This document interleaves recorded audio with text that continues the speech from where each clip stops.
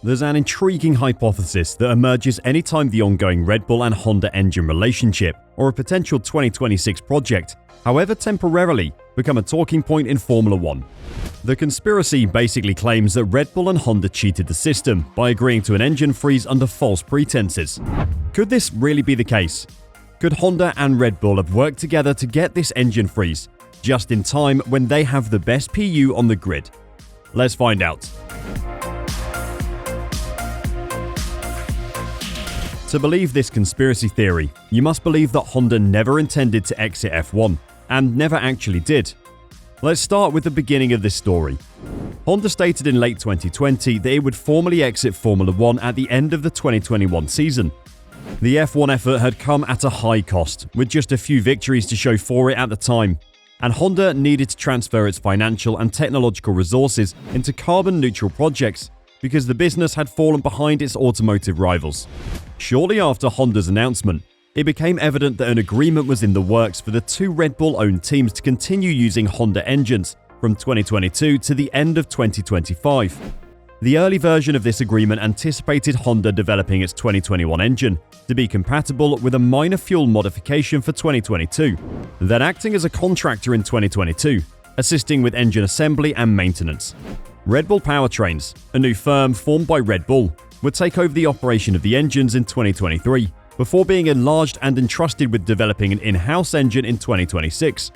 Red Bull realized that developing an engine in the interval would be impossible. Even a newly formed powertrain section would lack the resources and competence to construct an engine in 2022. This was the void that needed to be filled because a freeze was already scheduled for 2023. The hybrid engine had long been too complicated and costly. Performance was converging, and new regulations for 2025 were slowly being established, pushed back to 2026 in the end. The freeze was scheduled to begin in January 2023. Red Bull simply asked for it to be brought forward so that engine specs would be fixed, and no performance modifications would be permitted after the 2021 season end.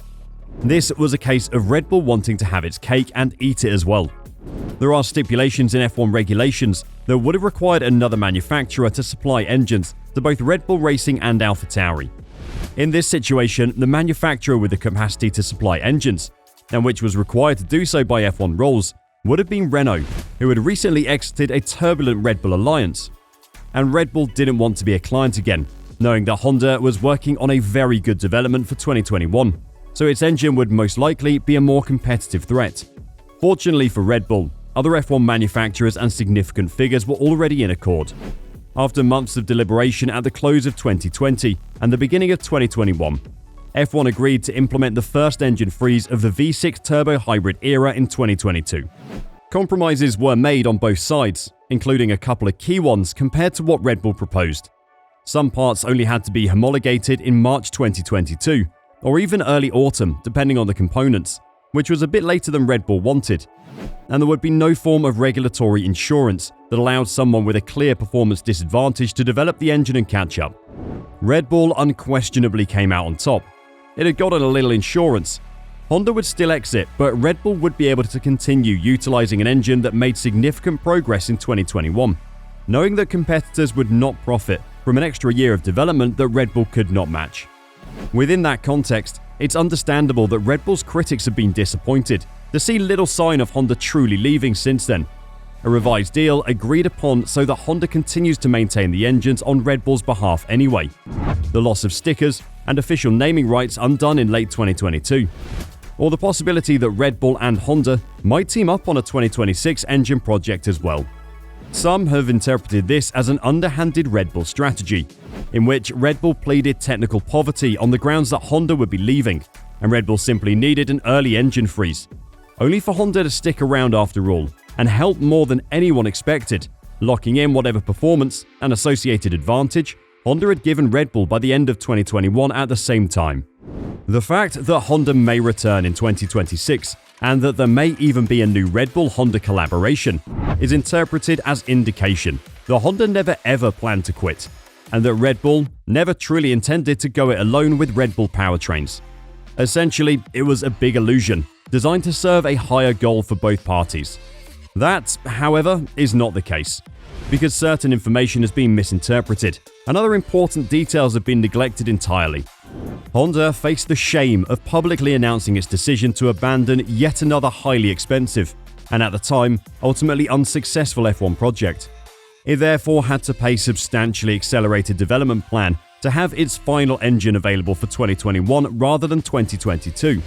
But it missed out on a ton of marketing potential with that engine, while helping Red Bull smash records and win both titles. Simultaneously, Red Bull has spent a fortune developing powertrains.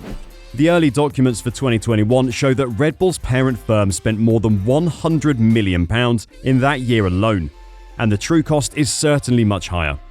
Neither Red Bull nor Honda would go through all of that merely to get an engine freeze a year early. It was essential at the time before circumstances began to shift, owing largely to a change in CEO between Honda's announcement of its F1 withdrawal in October 2020 and its leaving date 1 year later. Honda's attempt to reverse the decision to leave and the follow-up project that had to be put in place as a result demonstrates how bad the original plan was. It's more of an indication of incompetence than intent. It's also worth noting that while Honda eventually agreed to stay on as a contractor for longer than planned, that doesn't indicate anything else would have been possible.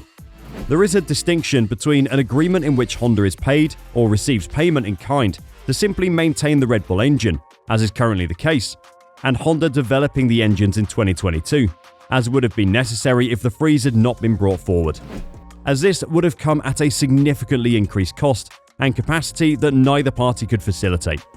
In the end, Red Bull got a better bargain than expected, since Honda did more than was originally planned. But as simple as it is to draw conclusions, there is no big plot involving Honda's shifting inclination to remain active in F1. It's just another example of the manufacturer's excruciating flakiness. However, there is one serious issue about how this has played out and what it means for the future. While Red Bull would have enjoyed a lot calmer and less expensive previous 18 months than the one Honda inflicted, this story has pushed Red Bull in a route that will benefit it in the long run, if Red Bull Powertrains performs a good job with its first in-house F1 engine. The parameters of a hypothetical Honda comeback in 2026 are the only area of disagreement in Red Bull's engine predicament. A future Red Bull-Honda partnership has been considered, and Honda is interested in an official F1 comeback in 2026. But there is no certainty, and Red Bull is claimed to still have other choices, including going it alone as it originally intended. If Red Bull and Honda collaborate for 2026, they will still try to be considered a new manufacturer, probably because Powertrains is a genuine new combustion engine manufacturer, assuming Honda would only work on the hybrid as has been suggested. New manufacturer status entitles you to a variety of benefits, including increased spending power and dyno time. The thought of Red Bull and Honda acquiring this, even though they've been working together for several years and have a wealth of knowledge and expertise and appropriate technology to draw on, would not sit well with opponents. Don't let yourself be fooled by a conspiracy theory over what Red Bull maneuvered for itself in 2022. But what is still in play for 2026 and beyond may carry significant ramifications in the future. If it plays out this way, the other competitors will definitely file some motions to combat the benefits. I mean, just imagine. Red Bull and Honda have worked together for years and would suddenly receive extra time and other benefits, just because they relocated and are working under a new name. Saying that out loud right now seems illegal already. We'll have to wait to see if this really is the case. And for now, it looks like Red Bull will go on with Red Bull Powertrains, or they'll work with Honda again, as other deals, such as the one with Porsche, are off the table for the future. Do you want to see another Honda-Red Bull partnership from 2026 onwards? And will they be able to produce another rocket engine like they have right now? Let us know your thoughts in the comments below. Don't forget to subscribe to the channel if you haven't already, and we'll see you in the next video.